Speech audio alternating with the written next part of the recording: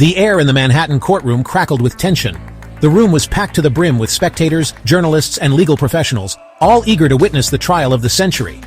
The atmosphere was electric, charged with a mix of anticipation, curiosity, and a hint of dread.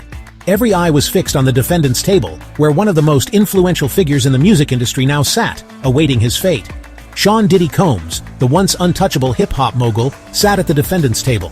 His presence was a stark contrast to the vibrant, larger-than-life persona he had cultivated over decades. Here, in this solemn setting, he was just another defendant, facing the full weight of the law. The courtroom buzzed with whispers and murmurs as people tried to reconcile the image of the glamorous music mogul with the man now facing serious criminal charges. Gone was the charismatic grin, replaced by a stoic mask. His eyes, usually twinkling with mischief and confidence, were now clouded with worry and uncertainty. The transformation was jarring, a visual representation of the gravity of his situation. It was clear that Diddy understood the stakes. His entire empire, his legacy, and his freedom were all on the line. The charges against him were staggering: sex trafficking, racketeering conspiracy, transporting individuals for prostitution. Each charge was a heavy blow, painting a picture of a man who had allegedly used his power and influence for nefarious purposes. The legal documents laid out a chilling narrative, one that seemed almost too sensational to be true. Yet here it was, in black and white, a list of accusations that could dismantle everything he had built. Diddy, the man who built an empire on music and champagne, faced the very real possibility of spending the rest of his life behind bars. The courtroom was a far cry from the luxurious parties and high-profile events he was accustomed to. Here, there were no adoring fans, no flashing cameras celebrating his success. Instead, there was only the cold, hard reality of the justice system and the very real threat of a life sentence. The trial, which began on May 5, 2025, sent shockwaves through the music industry and beyond. It was a spectacle that drew attention from all corners of the globe, with media outlets providing round-the-clock coverage. The courthouse steps were crowded with reporters, each vying for a scoop, while fans and critics alike debated the case on social media. The world was watching, and the pressure was immense. This wasn't just another celebrity scandal, this was a full-blown legal nightmare. The allegations were severe, and the implications were far-reaching. If convicted, it would not only mean the end of Diddy's career, but also a significant blow to the music industry as a whole. The case had become a symbol of the broader issues of power, privilege, and accountability, sparking intense public debate. The prosecution painted a picture of Diddy as a predator, using his wealth and power to exploit and abuse. They presented a series of witnesses and evidence that depicted a pattern of behavior, one that was both shocking and disturbing.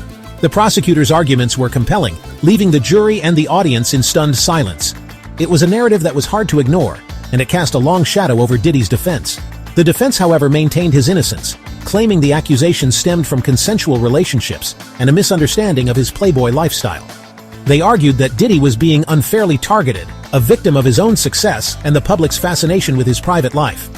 The defense team worked tirelessly to dismantle the prosecution's case, presenting their own evidence and witnesses to counter the allegations. It was a battle of narratives, each side fighting to sway the jury. The stakes couldn't be higher. The outcome of this trial would have far-reaching consequences, not just for Diddy, but for the entire entertainment industry. A guilty verdict would send a clear message about the limits of power and the importance of accountability, while an acquittal could reinforce the notion of celebrity invincibility. The tension in the courtroom was palpable, as everyone awaited the final verdict. A guilty verdict on the racketeering charge alone carried a life sentence. The weight of this possibility hung heavy in the air, a constant reminder of the stakes at play. The jury's decision would not only determine Diddy's fate, but also set a precedent for future cases involving high-profile individuals. The courtroom was a crucible, where the concepts of justice and power were being tested in real time. For a man who had always seemed invincible, the fall from grace would be nothing short of epic. Diddy's journey from the heights of fame and fortune to the depths of legal peril was a dramatic narrative that captivated the public's imagination. It was a story of rise and fall, of power and vulnerability, and it served as a stark reminder of the fragility of success. The courtroom drama was a microcosm of larger societal issues, reflecting the complexities of fame, power, and justice. The world watched, captivated by the unfolding drama, waiting to see if the justice system would hold one of its own accountable. The trial had become a global spectacle, a focal point for discussions about morality, legality, and the influence of celebrity. As the final verdict loomed, the anticipation reached a fever pitch. Would justice be served, or would power and privilege prevail? The answer would soon be revealed, and its impact would be felt far and wide. At the heart of the prosecution's case was Cassie Ventura, Diddy's ex-girlfriend. Her testimony sent chills down the spines of those present. Ventura, known for her own successful career in music and modeling, revealed a decade-long relationship shrouded in darkness. What started as a fairy tale romance, she claimed, quickly devolved into a cycle of abuse and control. She detailed harrowing instances of physical violence, including a 2016 incident at the Intercontinental Hotel. Security footage played in court showed Diddy violently attacking Ventura in a hallway. This incident, she revealed, resulted in a $10 million settlement from the hotel. It was a chilling reminder of the lengths Diddy allegedly went to silence his accusers. Ventura went on to describe lavish freak-off sex parties, events where Diddy allegedly orchestrated encounters between guests, often without their consent. Explicit messages between her and Diddy, filled with threats and demands, were presented as evidence. These messages painted a disturbing picture of a relationship built on coercion and fear. Ventura's testimony exposed a pattern of alleged abuse that extended beyond their personal relationship. She revealed a $20 million settlement from a 2023 lawsuit against Diddy, a payment she claimed was meant to buy her silence. This revelation raised questions about how many other women may have been silenced through similar agreements. Her courage in breaking her silence emboldened others to come forward. The courtroom became a space for those who had allegedly suffered at the hands of Diddy's alleged abuse to share their stories. Each voice added another layer to the portrait of a man whose public persona masked a much darker truth. The trial was no longer just about Diddy, it was about the systems that allow powerful men to operate with impunity. It was about the women who are often too afraid or pressured to speak out. Ventura's testimony became a rallying cry, a symbol of hope for victims of abuse everywhere.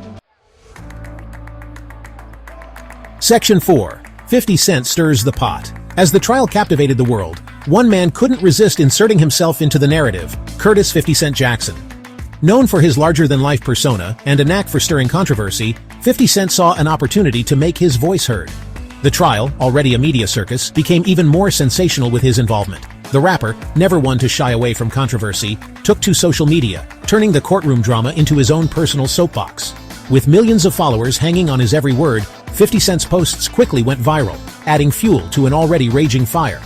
His comments were not just casual observations, they were pointed, provocative, and designed to elicit strong reactions. His target? Jay-Z, Diddy's longtime friend and business partner. The two had a storied history, both in business and in their personal lives. By dragging Jay-Z into the fray, 50 Cent ensured that the drama would reach new heights. He knew that implicating Jay-Z would not only grab headlines, but also force people to question the integrity of one of hip-hop's most revered figures. In a series of scathing posts, 50 Cent questioned Jay-Z's loyalty, highlighting their continued friendship amidst the damning allegations. He posted old photos of them together, juxtaposed with inflammatory captions that suggested betrayal and deceit. Each post was a calculated move, designed to keep the public's attention and to keep the conversation going. He pointed to their shared history, referencing a past incident where Diddy allegedly set fire to Kid Cudi's car over a relationship with Ventura. This wasn't just idle gossip, it was a strategic attempt to paint a picture of a toxic environment where loyalty was conditional and friendships were fraught with danger. 50 Cent's narrative was compelling, and it resonated with many who were already skeptical of the industry's inner workings. He even brought up a dismissed rape case involving Jay-Z at one of Diddy's parties, implying a culture of silence and complicity. These were serious allegations, and by bringing them to light, 50 Cent was forcing a public reckoning. The implications were far-reaching, and the public was left to grapple with the uncomfortable possibility that their idols might not be as untouchable as they seemed. 50 Cent's comments, while often inflammatory and self-serving, struck a nerve. They tapped into a broader conversation about accountability and the power dynamics within the entertainment industry. His posts were shared, dissected, and debated, creating a ripple effect that extended far beyond the initial trial. People were not just talking about the allegations, they were questioning the very foundations of the relationships and power structures that had long been taken for granted. They forced the public to confront an uncomfortable question. How much did Jay-Z know, and when did he know it? The narrative was no longer just about Diddy, it was about a culture of complicity and the lengths to which people would go to protect their own. The public was left to wonder whether Jay-Z, a man who had built his empire on a foundation of trust and loyalty, was as innocent as he appeared. The spotlight, once solely on Diddy, now shone brightly on Jay-Z, threatening to tarnish his own carefully crafted image. The questions raised by 50 Cent's posts were not easily dismissed, and the public demanded answers. Jay-Z, known for his composed demeanor, now found himself in an uncharacteristically vulnerable position. The trial, initially a test of Diddy's character, had evolved into a broader examination of the moral fabric of the industry itself. Section 5. Ghosts of Girlfriends Past. 50 Cent's decision to dredge up past incidents, particularly the alleged car fire involving Kid Cudi, was a bold move. This incident, which had long been a topic of speculation and rumor, suddenly resurfaced in the public eye. The car fire, which was never conclusively proven to be an act of arson, nonetheless left a lasting impression on those who followed the hip-hop scene closely. Kid Cudi, a well-known figure in the industry, was visibly shaken by the event, and the emotional toll it took on him was evident in his demeanor and public appearances. This incident served as a stark reminder of Diddy's history with romantic rivals. The alleged car fire, while never proven in court, had become a part of hip-hop lore, a story that was whispered in the corridors of the music industry. It was a cautionary tale, a reminder of the lengths to which some individuals might go to settle scores or assert dominance. Diddy's involvement, whether direct or indirect, was a topic of endless debate and speculation. The fact that the alleged target of Diddy's rage in that incident was once again Cassie Ventura added another layer of complexity to the narrative. Cassie, who had a well-documented relationship with Diddy, found herself at the center of this storm. The whispers among industry insiders grew louder, and the story took on a life of its own. It painted a picture of a man allegedly prone to fits of jealousy and vindictiveness, a man who would go to great lengths to maintain control over his romantic partners. Cassie's involvement in this narrative was not just a footnote. It was a significant chapter in the ongoing saga of Diddy's personal life. Her concerned expressions in public, the tension visible in photographs of the couple, all added to the perception of a troubled relationship. It was a relationship that seemed to be marked by power struggles and emotional turmoil, a relationship that was far from the glamorous image often portrayed in the media. The narrative of Diddy as a man willing to go to extreme lengths to exert control over his romantic partners was further fueled by these stories. The re-emergence of the car fire incident, alongside the current allegations, cast a long shadow over Diddy's past. It was a shadow that seemed to grow darker with each new revelation, each new piece of evidence that came to light.